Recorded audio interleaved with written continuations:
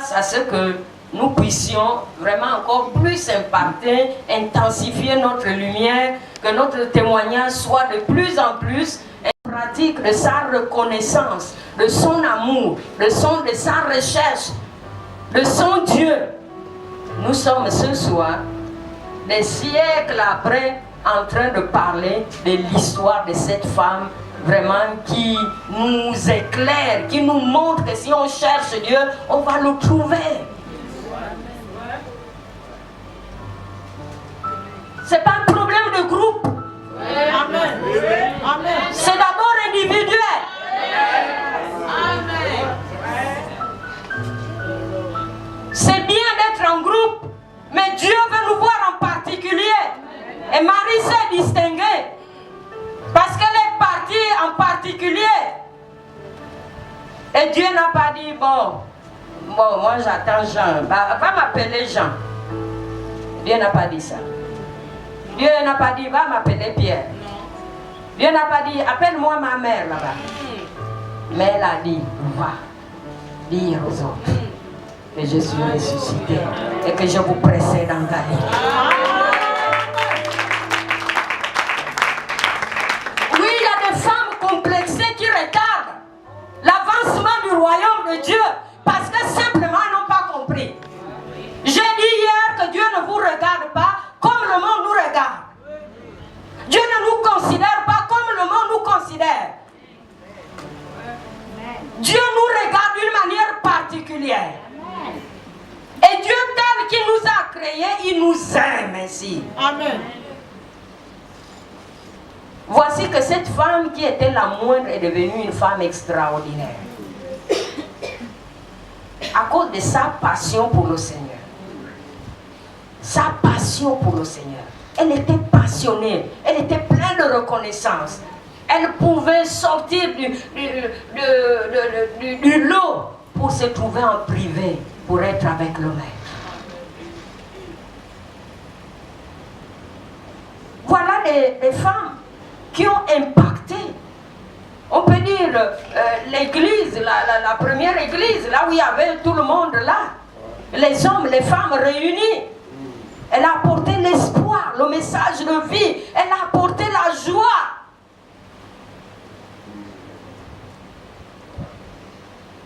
Elle a égayé l'assemblée des saints qui étaient abattus, languissants, désespérés.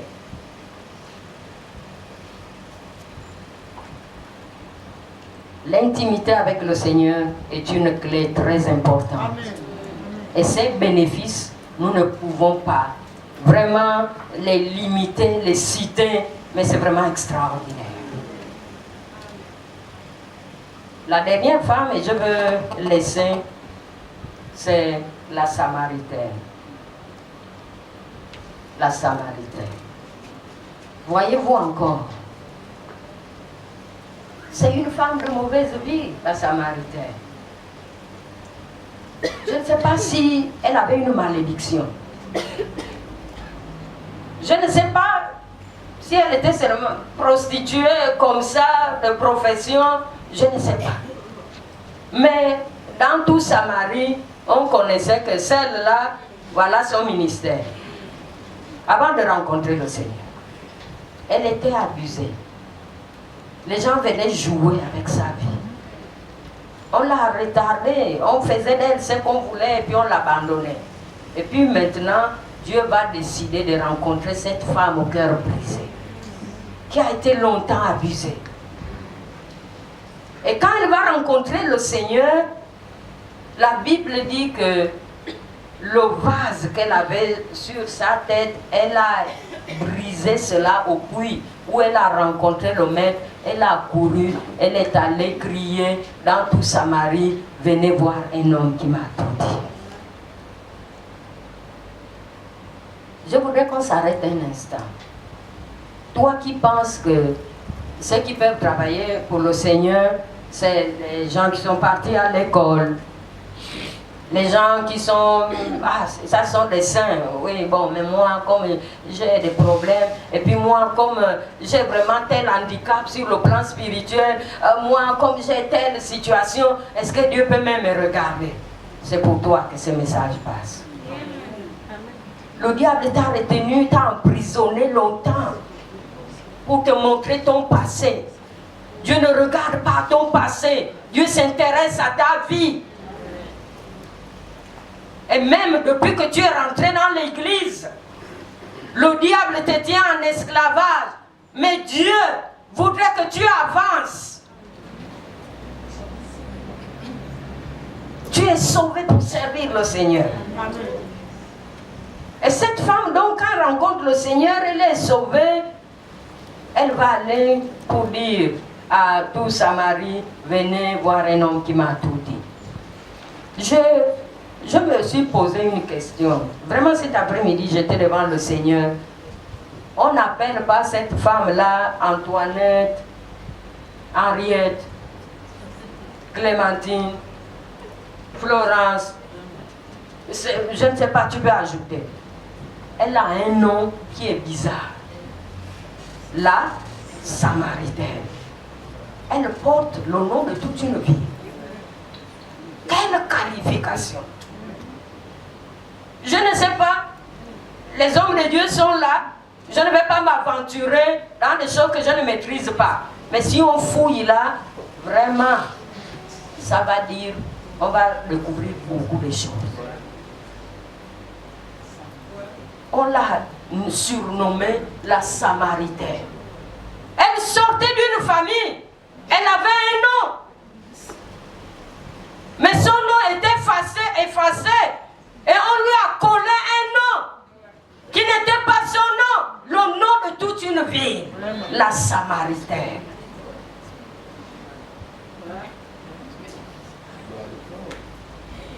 Mais Dieu est venu.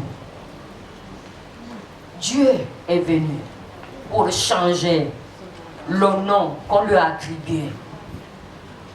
Jésus peut changer notre nom. Amen. Jésus peut changer notre identité. Au-delà de ce que tu vis, au-delà de ce que tu traverses, au-delà de ce que les gens disent de toi, au-delà de tous les noms qu'on te donne. Mais Dieu, ce soir, à cette conférence, l'éclat de la femme, Dieu a décidé de te rencontrer pour te donner un nouveau nom, une nouvelle identité. Amen.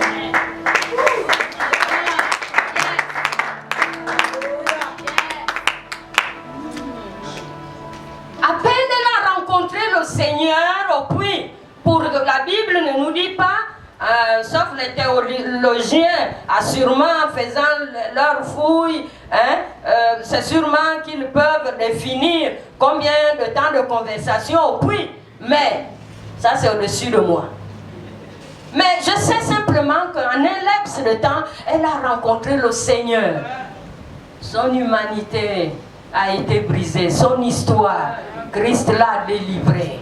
Elle s'est sentie libre, elle s'est sentie en joie, elle a ressenti la paix, elle a explosé, qu'elle a couru vers ces mêmes personnes qui l'avaient abusée. Parce que la Bible dit qu'elle rasait les murs pour aller, à l'heure où les gens sont dans les maisons, c'est là où elle passait pour aller au puits. Mais elle a couru pour aller vers ces mêmes personnes, pour dire venez voir ce que tu n'as pas encore vu, un homme qui te détaille toute ta vie, venez voir. A appelé 12 qu'il a établis pour les avoir avec lui. D'abord. Et le verset 15, vous allez voir, et pour les envoyer par la suite, tout dépend de vos versions. Premièrement, pour les avoir avec lui, et pour les envoyer par la suite.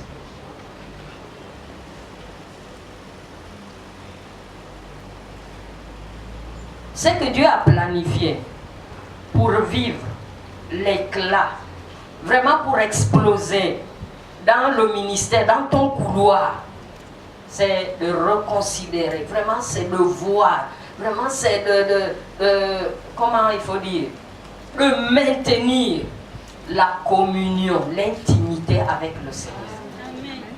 C'est pas d'abord envoyer la priorité de Dieu, c'est nous avoir à ses côtés. dans sa présence. La priorité de Dieu, c'est de nous avoir d'abord dans sa présence, à ses côtés. Et l'envoi vient par la suite. Mais aujourd'hui, il y a un vice de forme où c'est par ignorance qu'on laisse l'intimité, ce qui est prioritaire. Et on court dans le ministère dans tous les sens. Mais le résultat, c'est qu'il n'y a rien. On se fatigue, on se peine. Dieu, on l'a laissé loin. Mais on se bat dans tous les sens.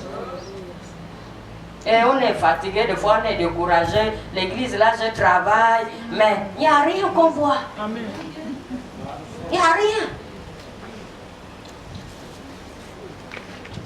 L'œuvre à laquelle Dieu nous appelle, nous confie, c'est son œuvre à lui. C'est son œuvre à lui. C'est lui l'auteur de l'œuvre. C'est lui qui a des missions qu'il veut atteindre, des objectifs à atteindre. Il nous convie seulement. Nous sommes des employés dans sa société, dans son champ, dans sa mission. Ce qui est prioritaire, c'est qu'on vienne, qu'on se rabatte, qu'on écoute le plan de mission. Amen. Amen. Qu'on soit équipé, qu'on sache ce qu'on a à faire. Et après, quand nous partons, il y a l'efficacité. Yes.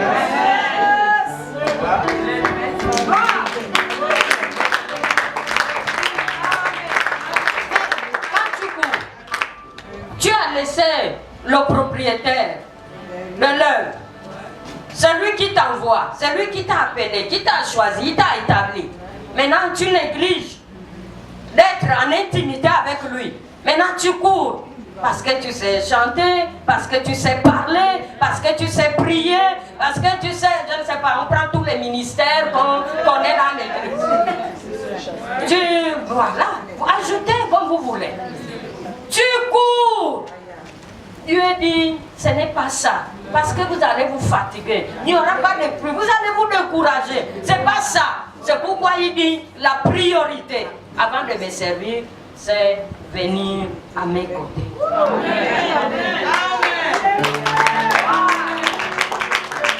C'est dans sa présence que nous sommes équipés. C'est dans sa présence que nous pouvons écouter la révélation du moment. C'est dans sa présence qu'il nous transforme. C'est dans ta présence que nous avons la force. C'est dans sa présence que nous avons tout. L'homme ne peut donner que ce qu'il a reçu. Amen. Alléluia. Amen. Tu vas donner quoi si tu négliges l'intimité avec le maître?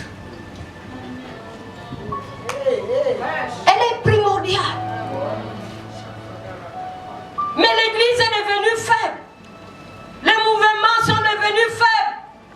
Les départements sont devenus faibles parce qu'on a mis en oubli cette clé qui est très très très importante dans la vie d'un chrétien.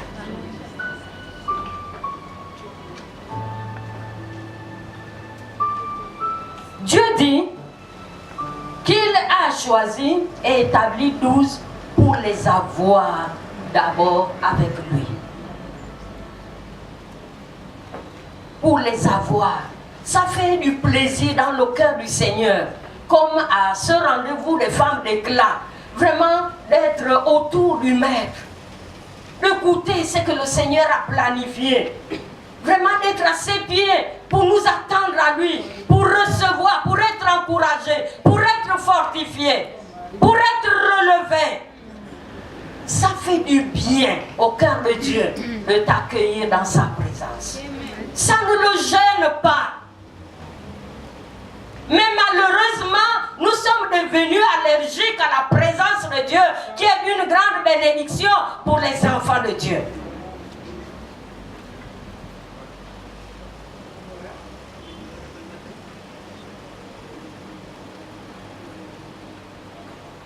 Nous avons à gagner si nous prenons cette clé et si nous l'appliquons, nous aurons beaucoup à gagner.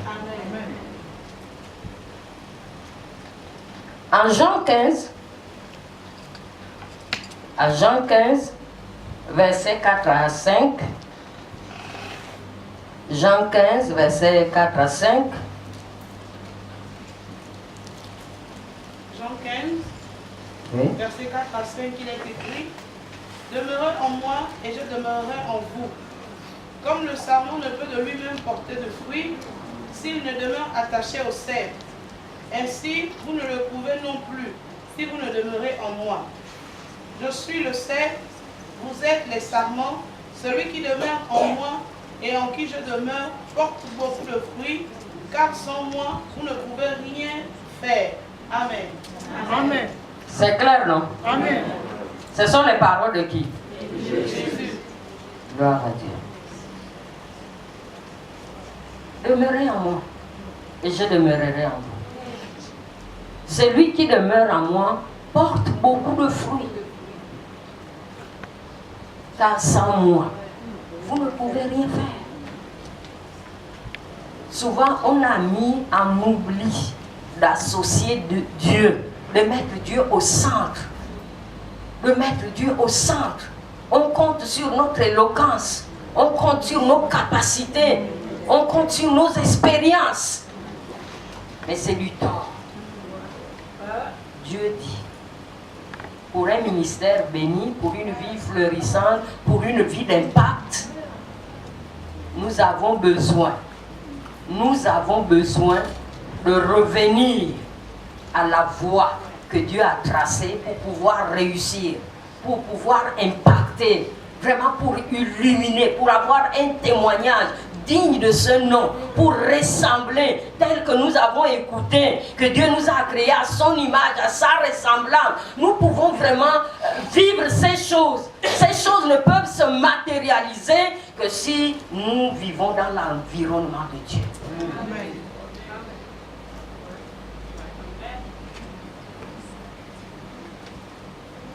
Sans moi, vous ne pouvez rien faire. Sans moi, vous ne pouvez rien faire.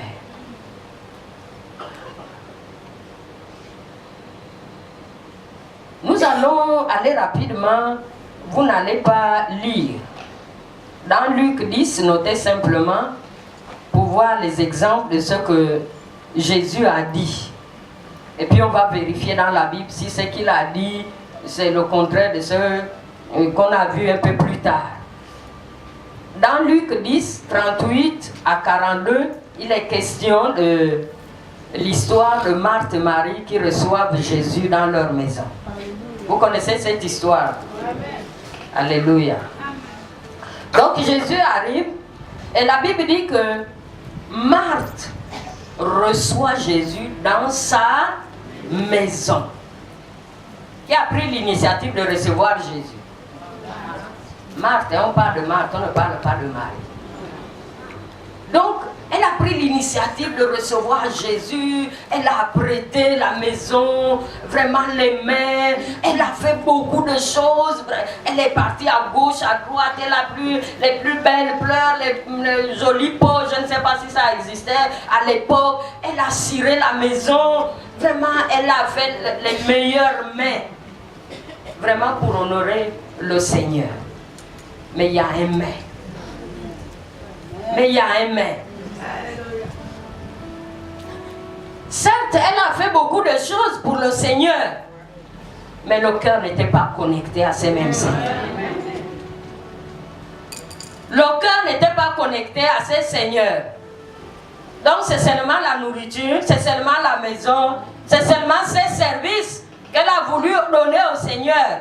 Mais le cœur, elle a négligé l'intimité, ce qui était primordial, de venir près du Seigneur, d'être proche du Seigneur, de vivre en connexion pendant le temps où Dieu les visite. Mais la petite sœur, dont la Bible ne fait pas mention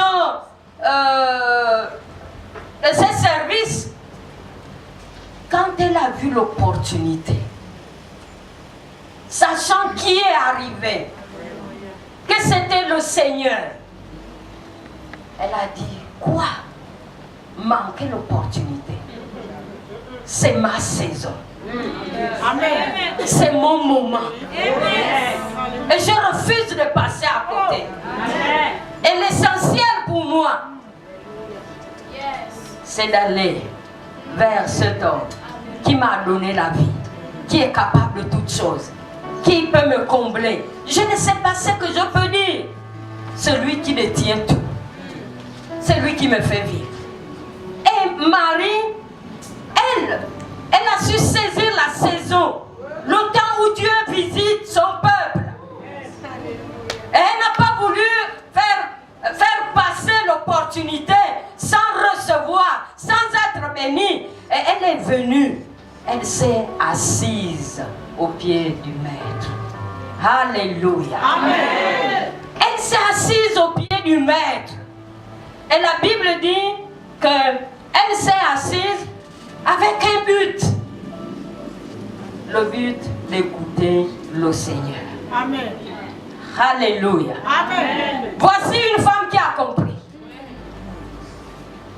On ne vient pas dans l'église pour se perdre dans la foule. Mais nous venons avec des objectifs bien déterminés. Alléluia. Nous avons besoin de faire des choix. On a besoin de connexion. Et Marie qui a compris ces choses est venue et elle s'est assise. Quand on parle, elle s'est assise. Jésus a dit demeurer autour de lui. Elle s'est assise. Quand on dit assise, pour ceux qui ont appris, qui sont partis à l'école, c'est quelle position? De stabilité. Alléluia. Elle s'est assise. Elle aime son maître. Elle connaît les avantages. Vraiment d'être dans la présence de Dieu. Elle connaît ce que ça fait de demeurer dans la présence de Dieu. Elle a entendu parler, elle a goûté à ces choses. Et l'occasion elle lui est présentée. Elle est venue, elle s'est assise pour écouter le Seigneur. Stable dans la présence de Dieu. Connexion avec le Maître. Voilà l'amoureuse du Seigneur. Voici l'intime du Seigneur. Et comme on ne peut pas demeurer dans la présence de Dieu sans bénéfice, nous ne pouvons pas entrer dans la présence de Dieu et ressortir tel que nous sommes entrés. Quelque chose va se produire. Seigneur, tu ne vois pas que je suis en train de beaucoup travailler et ma petite sœur très paresseuse ne fait rien. Est-ce que toi tu ne peux pas lui dire, Seigneur, de venir m'aider? Scandale total. Quand on est déconnecté avec le Seigneur, on est homme ou femme de scandale.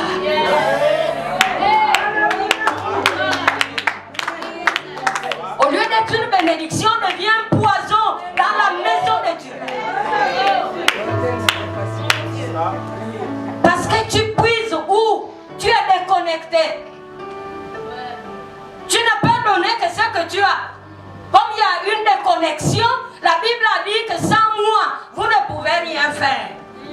Il n'y a rien de bon qui est sorti en dehors des mains. Ce n'est pas ce qui importunait le Seigneur. Ce n'est pas la maison, mais c'était les cœurs.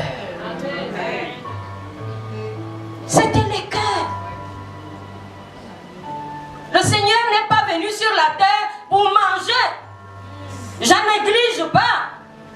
Mais la priorité, c'est sauver et faire du bien à son peuple. Marie est passée à côté de l'essentiel. Marthe. Oh, vous suivez, que Dieu vous bénisse. Amen. Marthe est passée à côté de l'essentiel. Elle s'est fatiguée, elle a fait beaucoup de choses, croyant honorer, faire du bien au maître. Mais le maître a été un peu dessus, c'est vrai, il a apprécié ce qu'il a fait, mais il n'était pas totalement satisfait. Mais Marie, qui avait la clé et qui comprenait le sens des choses du royaume, elle s'est mise à sa place. Et la Bible dit au verset 42, Marthe, Marthe, tu t'inquiètes et tu t'agites pour beaucoup de choses.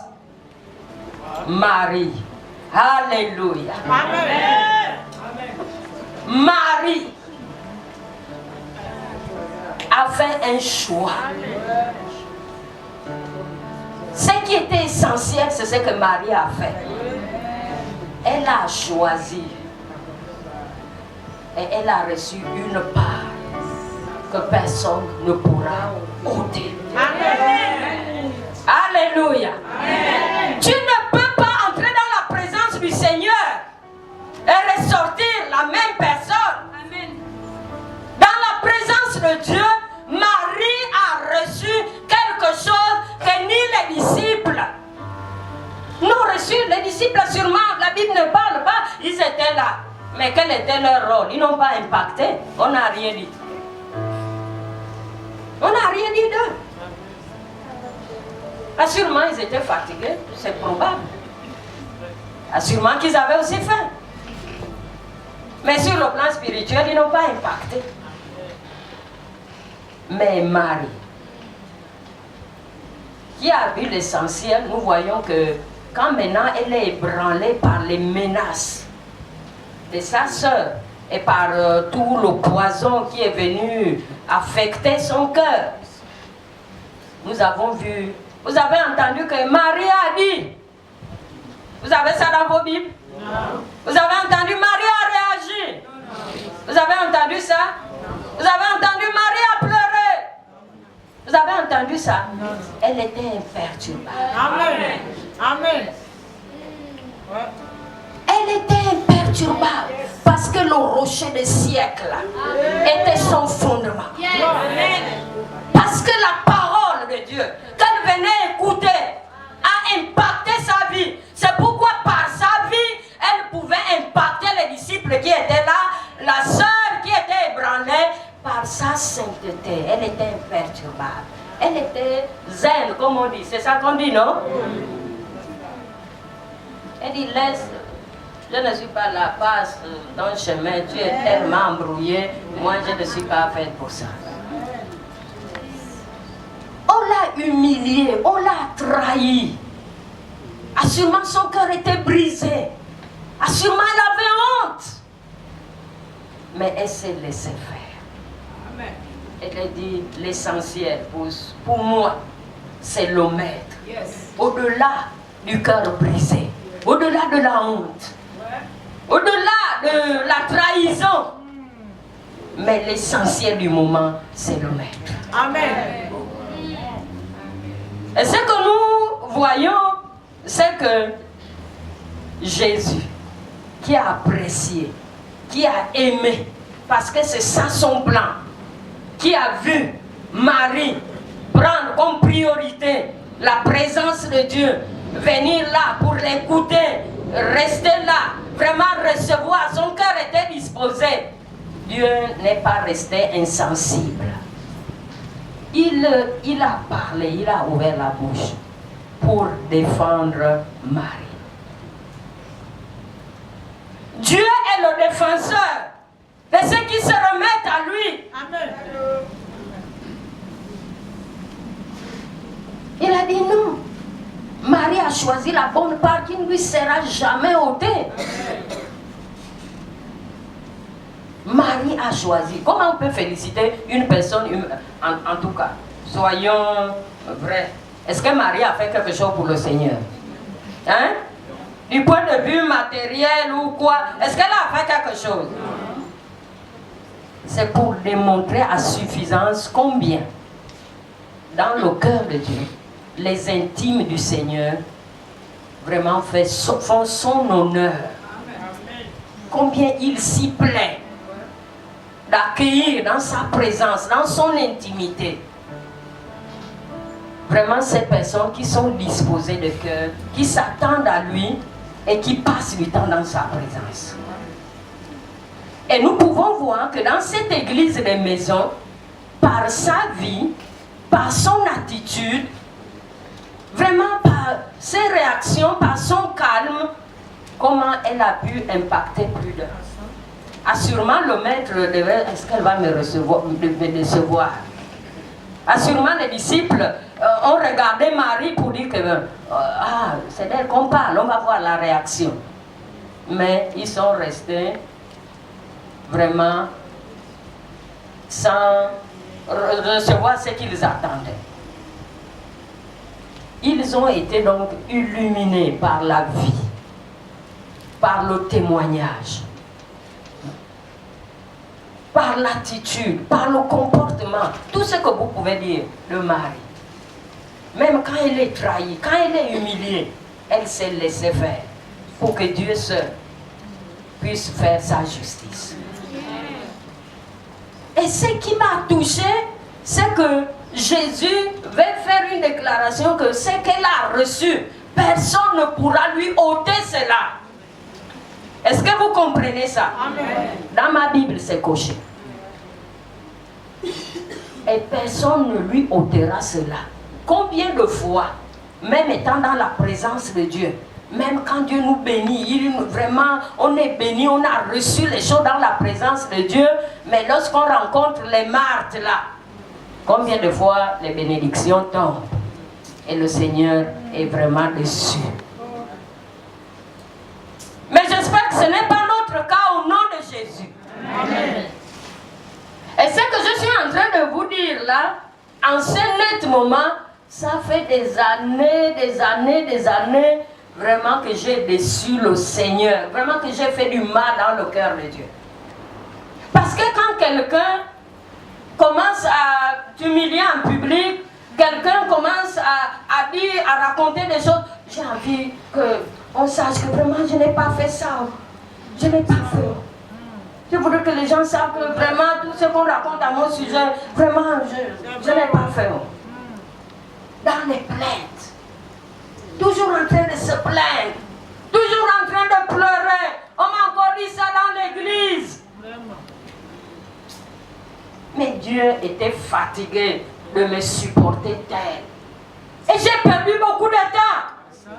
Au lieu d'avancer, je suis restée à tourner en rond des années durant. Parce que simplement, je suis. Parce que c'est injuste. Mais le Seigneur voudrait aussi que par les choses que nous subissions, on sorte de là grandi.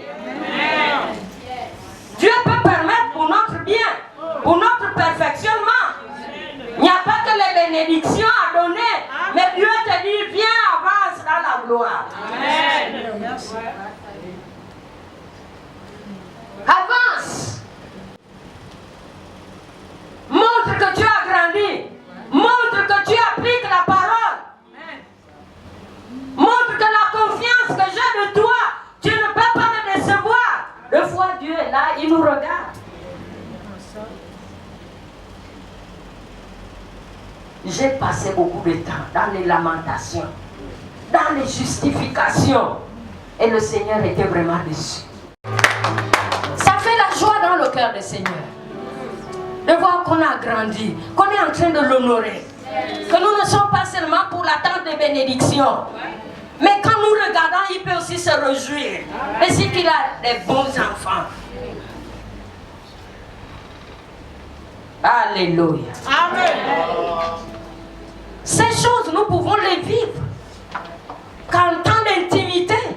Parce que moi, je pensais, tout le temps que j'ai perdu, moi, je pensais que Dieu voit vraiment ce que je subis. Oh, Dieu lui-même, vraiment, il sait que ça, vraiment, je n'ai pas fait. Je peux même passer le temps à pleurer, à prier. Mais une prière qui ne traversait même pas de toi. Dieu m'attendait ailleurs. Dieu voulait que j'avance.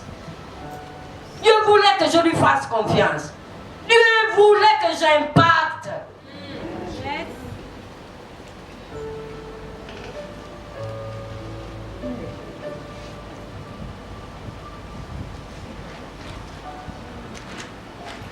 Nous allons voir une deuxième histoire avec Marie de Magdala. Marie de Magdala est cette sœur en Christ, notre aînée dans la foi, à qui Dieu a fait grâce.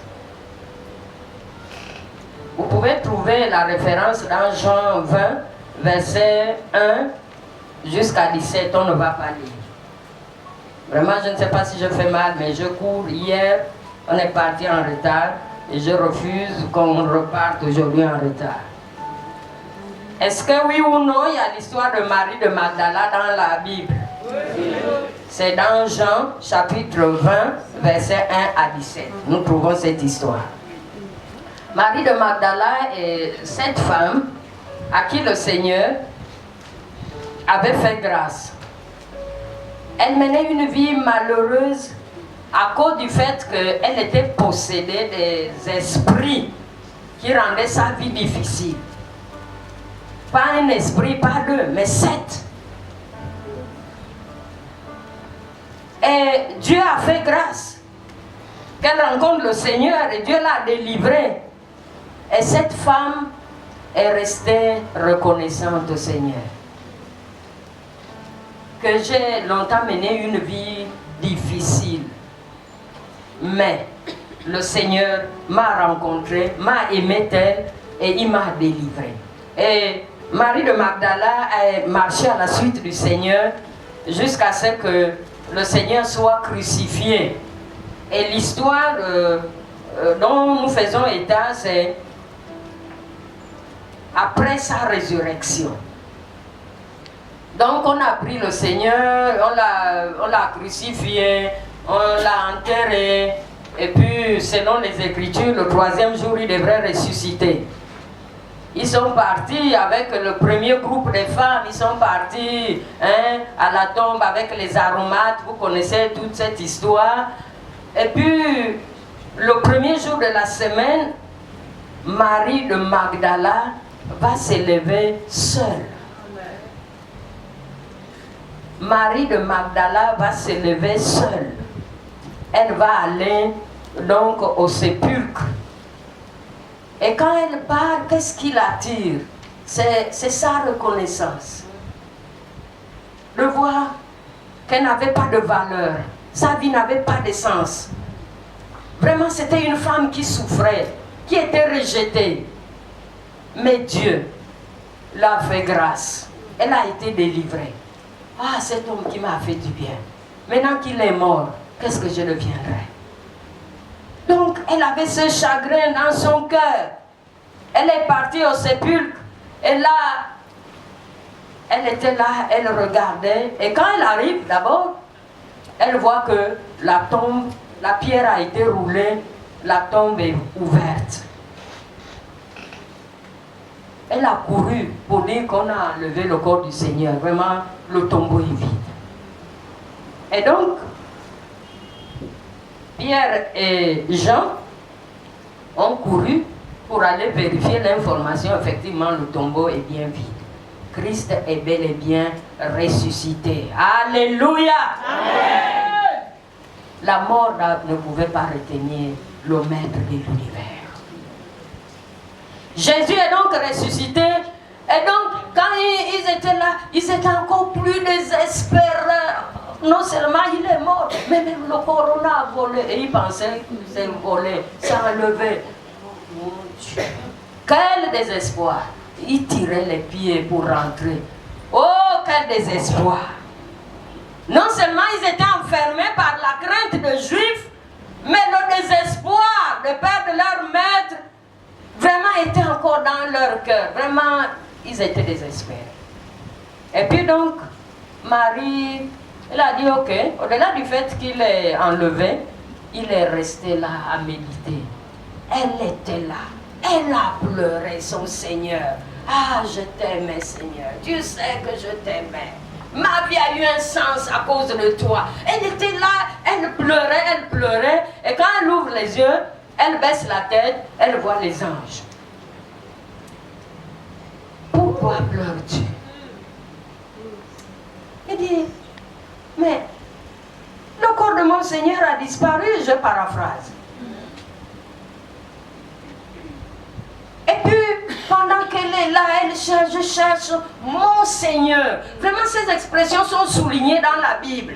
C'est pas notre Seigneur. Elle n'a pas dit, je cherche notre Seigneur. Elle a dit, je cherche mon Seigneur. Mon. Il est très personnel pour moi. Il m'a fait beaucoup de bien. C'est celui que j'aime. Je l'ai perdu. Mon Seigneur, je suis à sa recherche. Elle est restée à pleurer. Elle est restée, elle a persisté. Elle était là à la recherche du Seigneur. Elle n'a pas vu seulement les anges. Mais quand elle se retourne, elle voit un homme. Alléluia. Amen. Elle voit un homme. Cet homme n'est pas n'importe quel homme. Même si elle a pensé que c'était le jardinier. Jésus lui dit, femme, que cherches-tu? Pourquoi pleures-tu? C'était une question ironique. L'homme est très content de voir que Marie est plein de reconnaissance pour lui. Le Seigneur, qu'elle dit son Seigneur, c'était bien lui. Mais il a posé simplement une question. Que cherches-tu? Pourquoi pleures-tu? Il dit, je cherche mon Seigneur. Est-ce que tu ne sais pas là où on l'a mis pour que je le prenne? Ce je, on n'a pas dit nous.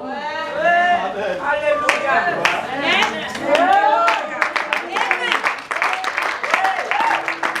Alléluia. Et Dieu, qui ne reste jamais insensible au cœur d'amour. Marie. Oh, Rabouni, maître. Ses yeux se sont ouverts. Oh, tu es là, Seigneur. C'est toi que je cherche, mon amour. Mon Seigneur. Tu es celui qui m'a fait du bien. Je continue à te chercher. Je pleure, c'est toi que je pleure. C'est toi que je cherche. Dans la solitude où je me trouve ce matin, je suis à ta recherche.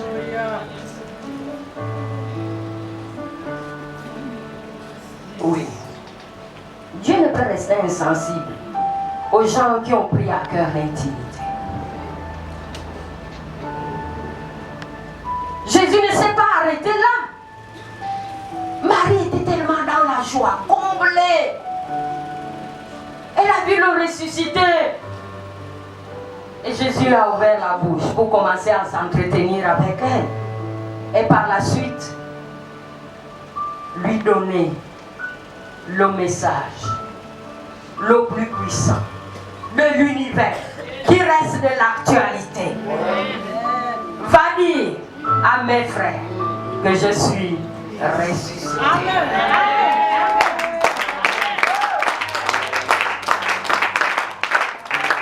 Alléluia. Qui a vu les anges? Qui a vu les anges? Qui a vu en premier le ressuscité dans toute sa gloire? Qui a entendu pour la première fois la voix du Seigneur? À qui le Seigneur a adressé, a commissionné pour aller fortifier, édifier ceux qui sont languissants, désespérés, qui sont enfermés, qui ont des soucis.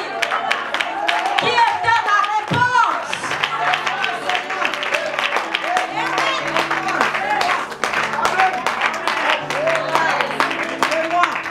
Marie, pas dire à mes frères que je suis bel et bien vivant, je suis ressuscité.